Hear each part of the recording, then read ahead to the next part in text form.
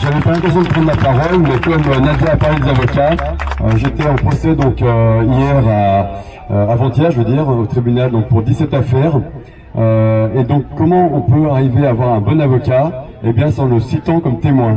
Ne pas prendre un avocat pour la défense. Je me suis défendu sans avocat.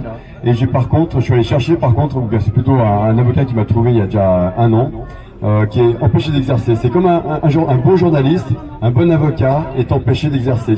Un bon journaliste, il ne travaille plus, il est au chômage. Un bon avocat, il a reçu un coup de bâton par le bâtonnier, il ne peut plus exercer. Et donc le problème dans la profession, c'est qu'ils sont tenus par un monopole bâtonnier. C'est une mafia, une corpo-mafia, comme beaucoup le disent.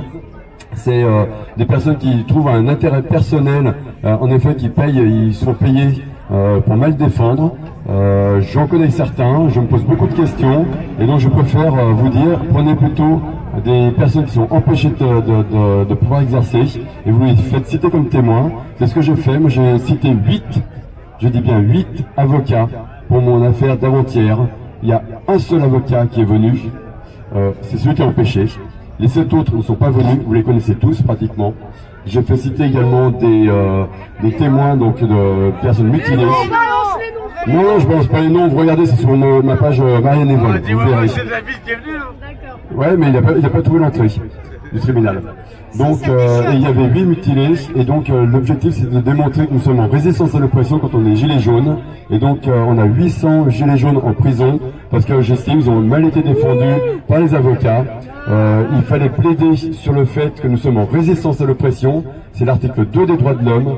L'objectif de toute association politique, c'est-à-dire comme les gilets jaunes, c'est la préservation des droits fondamentaux, à savoir la liberté, la sûreté, la propriété et la résistance à l'oppression. C'est notre 4e droit fondamental, et aucun avocat de France a plaidé pour les gilets jaunes la résistance à l'oppression. C'est l'article 2 des droits de l'homme. La liberté, on voit ce qu'il en est actuellement. La sûreté, on a bien vu ce qu'il en était pour les gilets jaunes dans les manifestations. La propriété, avec le confinement complètement con, eh bien les personnes ont perdu des ressources, et donc on risque de perdre leur maison.